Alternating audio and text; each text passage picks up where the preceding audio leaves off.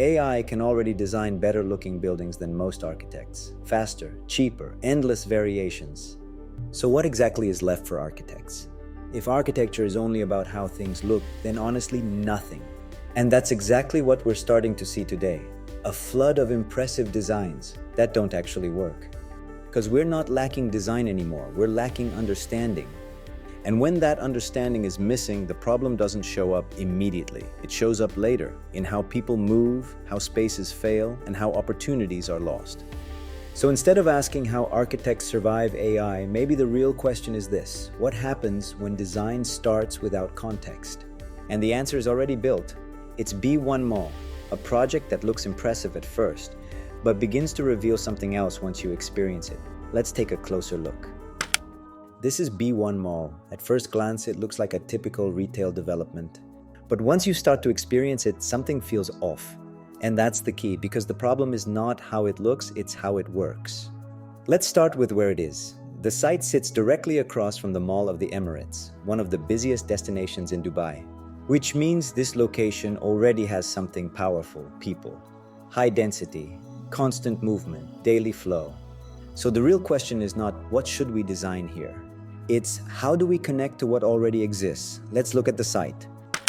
The site, situated in the Barsha area, sits directly across from the Mall of the Emirates, one of the region's most iconic malls, featuring Ski Dubai. Our focus is on the parcel immediately below the mall, commonly referred to as MOE, which offers a prime opportunity for redevelopment. Let me share a quick overview. Here you can see the surrounding communities. In Barsha, the overall population is close to 180,000 people. On the east side, density is especially high due to the concentration of apartment complexes. The west side is relatively less dense, with a mix of hotels and apartments. To the south, density is lower still, with mainly hotels and low-rise villas. Further beyond Barsha, low-rise apartments are more common. Of course, many residents and visitors will drive to the Mall of the Emirates, which can easily create heavy traffic along the road between MOE and B1 Mall. At the same time, with more than 100,000 people potentially moving through this area on foot each day, it's clear how important it is for B1 Mall to connect to this context. If we can shape the area into a place where people feel connected and a sense of belonging, that becomes a strong foundation for meaningful design. Now, let's imagine approaching this location as if we were designing it from scratch, without being influenced by the existing layout. What would the site analysis reveal, and how would it shape the overall design direction? I'd like to share my thought process through a context-driven approach, focusing on how the surrounding environment and conditions can form and guide the design from the very beginning. To share this in the most convenient way, let me bring up the site map. And let me quickly brief out the requirements for the design as well. The total site area is 40,000 square meters, with a required gross floor area of 12,000 square meters for the mall. And it shall be a single-story building. Basically, I am trying to create a similar program to the current B1 Mall. One major anchor shop will be a mid-sized supermarket, larger than a typical convenience store, but smaller than a hypermarket like Carrefour. The rest will be a mixture of retail and F&B shops, depending on the available area. And of course, there are setback and parking requirements, but I will skip those technical details for now. Instead, I want to focus on the basics, highlight the context, and reflect on what could have been done better at a higher level. Based on these given conditions, the basic site analysis in architecture is to understand access and circulation, such as how do people arrive and how do they move around inside. Basically, we assume how people would visit and use the space. It is common sense, yet it can be easily ignored. And as you know, Dubai can get extremely hot. Temperatures often reach 40 to 45 degrees Celsius. For nearly half the year, the weather is unbearably hot. So it's no surprise that people avoid walking outdoors unless absolutely necessary. We only go outside when we have to, otherwise we just don't. In this context, let's look at how people actually move through this location. As I always say, design begins with solving problems. Then what is major issue that we always need to think in this location? In this region, shaded and air-conditioned spaces are not optional. They are essential for people's comfort. And This shaded space should be thoughtfully designed so people can truly appreciate it. It should offer a genuine sense of place where they feel encouraged to walk, engage, and enjoy their surroundings. So let me walk you through the different ways people can access the site. Starting from the east, that's where we expect the most foot traffic. There are a lot of apartment complexes in that area, so naturally more people will be coming in from that direction. Now, if we move to the west, you'll find a mix of hotels and residential buildings. It's not as busy as the east, but it's still the second most active area in terms of people walking in. As for the south, there is an access point there, but it's not very well connected. In fact, the current site area actually blocks a direct path to the Mall of the Emirates, which limits the flow from that site. Speaking of the Mall of the Emirates, it has several entrances for pedestrians. The central entrance is mainly used by people coming from the west, while the eastern entrance is more convenient for those living in the eastern apartments. So, based on the current conditions, it makes a lot of sense to focus on connecting the busiest and second busiest access points. That way, we can guide the majority of foot traffic through the site and really maximize its visibility and usage. Imagine the indoor space stretching from the far east to the west of the site. This space not only allows people to appreciate the architecture, but also becomes part of their daily routine. For neighbors walking under the sun to reach MOE, it offers a shaded, cooled refuge. Also, B1 Mall has the potential to attract passers-by and turn them into visitors who can enjoy what the mall has to offer. With this setting, it also leads to a question: can the program fit within a building stretched across the east-west axis? The site measures approximately 388 meters in length. Even with shop and arcade depths ranging from 25 to 30 meters, the total area would remain under 12,000 square meters. Generally, F&B shops work well at around 200 square meters. For simplicity, let's assume a shop size of 10 meters by 20 meters. This layout allows for a central arcade of about 5 to 10 meters in width. If designed at 10 meters wide, the arcade provides ample space for seating, open cafe kiosks, benches, and greenery such as plants and trees, creating a comfortable and inviting atmosphere for people. As you know, this design originates from addressing the need to provide an indoor space for people, and it goes beyond simply fulfilling the need for indoor space. This central arcade also adds strategic value by creating a connection to MOE. Creating a strong connection to MOE makes it much more likely that visitors will flow naturally between MOE and the new mall.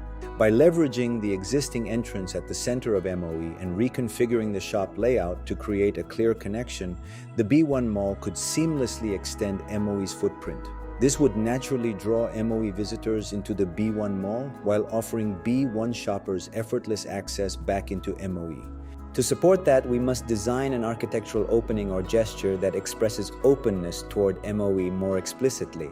The central part of the plan might even be better if divided to strengthen this link. Similarly, by opening a linkage from the south, we create greater opportunities for people to approach on foot. Designing an entrance aligned with the southern street transforms circulation into an architectural element in its own right. This shows how context-driven design directly serves the communities who experience this place on foot. Having addressed pedestrian access, the next consideration is how car access should be organized. For vehicles, we have several entry points, one from the south, one from the west, and one from the east. Because driving happens at speed, these entries must be intuitive, clearly visible, and easy to approach, so drivers can identify them quickly and safely. At the same time, vehicle access must not interfere with pedestrian movement. On the east side, it makes the most sense to prioritize foot traffic since it's the busiest area. A lot of people gather there, especially around the signal, often just trying to escape the heat. That gives us a great opportunity. B1 Mall can offer a comfortable and convenient alternative for them before they head to the Mall of the Emirates. By keeping this area pedestrian only, we not only make it safer and easier to move through, but we also naturally guide people toward B1 Mall first. It becomes a preferred stop simply because it's right there and easy to access. Parking, therefore, can be divided into two categories. One for casual, short-term visitors, such as those stopping by for groceries or a pharmacy, and another for long-stay users like those coming for a meal or coffee. Since the main road faces MOE and attracts significant traffic, it is logical to allocate extended stay parking away from the frontage toward the southwest area. The primary entrance to this main parking facility should be recessed from the road and designed with ample space, making it easily identifiable and accessible for drivers planning to stay 1 to 3 hours. For drivers who miss the primary entrance and continue along the main road near MOE, the northern frontage can accommodate convenience parking with 45-degree bays. This area allows quick stops for shopping or F&B visits without forcing vehicles into the main parking facility, thereby preserving pedestrian circulation and walkability. This dual approach effectively separates parking functions. The north frontage serves short, casual visits, while the southwest area caters to extended stay parking. This ensures smooth traffic flow, convenient access for all users, and a pedestrian-friendly environment. An anchor grocery store can also be planned, and I assume the best location would be where it's most convenient and attracts the highest foot traffic. Now, with these simple contextual understandings, we begin to see what can shape the design, what could be formed, and eventually what could even be generated by AI to help visualize this vision. Of course, this is not the end of design, not until we define details such as shop allocation, service circulation, and materials. But the basic starting point has already been established through contextual analysis. We have explored circulation, considered parking, and identified potential shop locations. The next steps focus on finer details, including shop types, unit sizes, entrance locations, ceiling heights, and other related elements. What you're looking at is generated by AI, based on a contextual understanding of what is needed. Now, would you like to see what has been built here? Let me share with you what actually stands today. Here is the B1 Mall shown in the overall plan view. To make a comparison, let's look a bit closer. Firstly, the shops are segmented, which doesn't allow much flexibility, as if all shops could be secured and fixed. From what I understand, securing tenants in this location, especially while competing with MOE, is not easy. It would be better to consider a flexible shop design with a simple, connected layout that can adapt to different tenants and changing conditions. Now, let's move on to other factors beyond the segmented layout issue. It's an indoor arcade. As you can see, visitors have to walk a considerable distance to reach the indoor space, creating a significant inconvenience. There is also no canopy to provide shade. The buildings themselves are designed as simple boxes, offering no shading elements aside from the minimal shade created by the gaps between the segmented structures. And it's the same on the west side. You'll have to walk more than 100 meters just to get to the indoor arcade. In addition, parking is divided between two separate locations, which disrupts pedestrian circulation. The two entrances further exacerbate the issue. The northern entrance consumes a large area but serves only as access to the parking, making it inefficient and confusing. The southeast entrance exists but lacks sufficient space for drivers to turn easily, forcing first-time visitors to search multiple times for access. Additionally, there is no casual parking for street-facing shops, limiting convenience for quick visits. So why was it designed this way? That is the question we must always ask. When people prioritize look and feel without understanding the context, the design may offer something visually appealing, but it misses many opportunities. As you can see, it looks pretty cool from the outside with all these segmented shops, and inside, the glass ceiling might look impressive at first, but considering Dubai's intense heat, it doesn't make much sense to allow direct sunlight into the interior space. Just from common sense, the amount of energy required to keep this open space cool is unimaginable. Besides, with such segmented shop layouts, it's nearly impossible to create a flexible arrangement. Even within the interior, there's a lack of visual connection that would help people engage with the shops, making it very challenging for any store to survive in this environment. Even after 3 years, many shops are still empty, and some didn't survive at all. This teaches us an important lesson. When guiding AI or designing in general, we must provide the right context and set clear priorities. And that right context requires thorough analysis and a deep understanding of the site and its surroundings. It cannot come from a superficial investigation alone. I've emphasized this point because understanding context is far from simple. It requires careful observation of the site, of people, and how life actually unfolds in a place. And when that understanding is missing, the impact is not immediate. It shows up over time because once a building is built, it stays for decades. And what we lose is not always visible.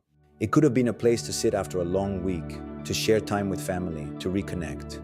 But instead, those moments are lost, and that is the real cost of design without context. This is why B1 Mall is not just a project, it's a missed opportunity. And this is exactly why context-driven design matters.